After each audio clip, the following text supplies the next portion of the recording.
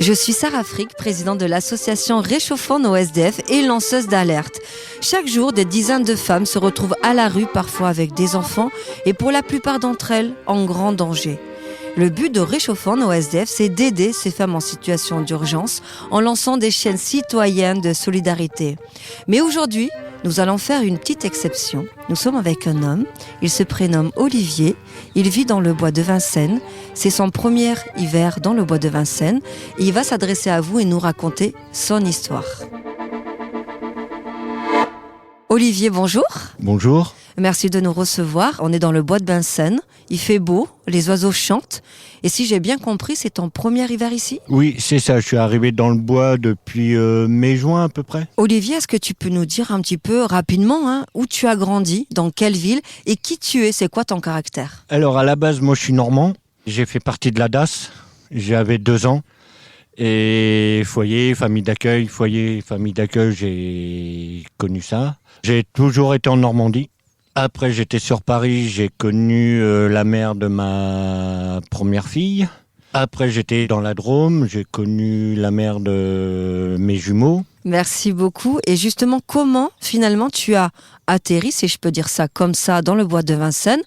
Et ça a été quoi ton expérience en fait ? Est-ce que tu l'as bien vécu ? Je vois que tu as un chien magnifique qui se prénomme Black, un amour.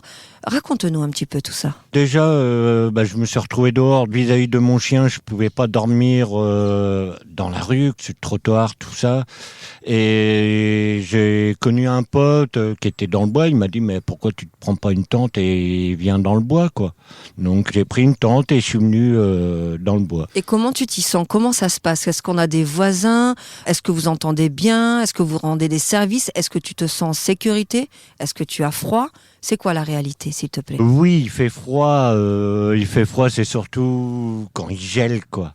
Mais voilà, je veux pas traîner avec les gens du bois. De toute façon, vous pouvez voir, les gens, ils insultent tout le monde, ils insultent même leur propre animal. Si je comprends bien, c'est quand même assez violent. Alors, nous sommes accompagnés de tes amis, des personnes qui t'aident. Nathalie dit que tu es humble et qu'en fait, tu veux pas le dire, mais il fait très très froid. Donc ça, c'est un trait de ton caractère qu'on va noter effectivement.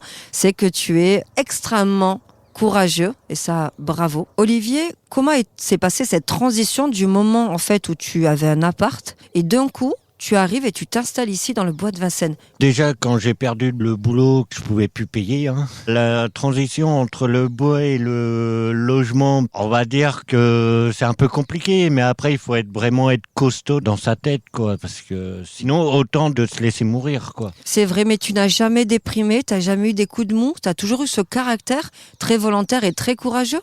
Oui, franchement, oui. J'ai toujours voulu bouger, travailler. J'ai toujours, malgré que j'ai travaillé quand même beaucoup au noir, je ne sais pas si je peux le dire, mais... Si, tu peux le dire. Alors, quel est ton domaine de compétence ? Je saute sur l'occasion. Alors, je suis peintre en bâtiment, donc je peux faire de la peinture, évidemment. Je fais du placo, du parquet, que ça soit parquet flottant ou du lino, papier peint, moquette. Donc demain, si on arrive grâce au podcast et à la chaîne citoyenne, surtout, à te décrocher un job, demain, tu es prêt à commencer et à reprendre une nouvelle vie ? Ah oui. Ça, oui, complètement, oui. Même si on me dirait dans l'heure, là, je commencerai, je dirais oui, quoi. Comment tu t'imagines d'ici 1 mois, 2 mois ? Comment tu imagines la reconstruction de ta vie ? Déjà commencer à travailler, me mettre des butins de salaire pour me retrouver après un logement, quoi. Je pense qu'il n'y a que par le boulot qu'on peut retrouver après le logement, quoi. Quand j'aurai mon appart, oui, il y a mes enfants que j'aimerais revoir, quoi. Surtout mes jumeaux, ça fait quand même pas mal de temps que je les ai pas vus, parce qu'ils sont dans la Drôme. Et oui, mes enfants, et après, remercier toutes les personnes qui m'ont aidé, quoi, mais vraiment, qui sont vraiment formidables. Est-ce que tes proches connaissent ta situation ? Alors, à part mes enfants, et puis mon frère qu'on s'entend plus ou moins, non. T'as gardé des relations ? Tu échanges avec eux régulièrement ? Ah oui, mes enfants, je les ai régulièrement au téléphone.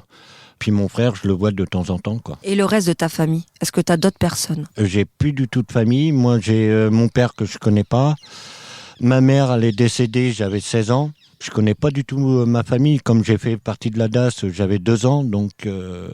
Oui, mais tu as une nouvelle famille qui est autour de toi de toute façon et qui t'aide bien. Ok, oui. Franchement, j'ai des amis, mais vraiment formidables, quoi. D'ailleurs, j'ai une pensée pour, alors dis-moi si je me trompe, pour montrer à quel point la chaîne citoyenne est belle et merci aux personnes qui nous envoient à chaque fois des propositions.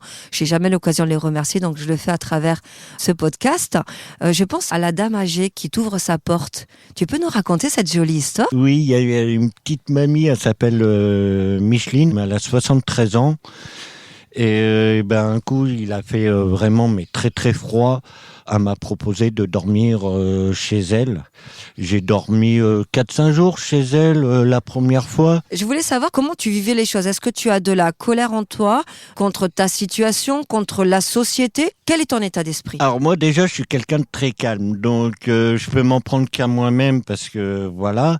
Après, la société, c'est pas eux qui vont t'aider, quoi. Une petite histoire, quand je travaillais en intérim, à cette époque, je touchais un petit peu le RSA, et puis après, au bout de 3 mois, tu touches plus rien.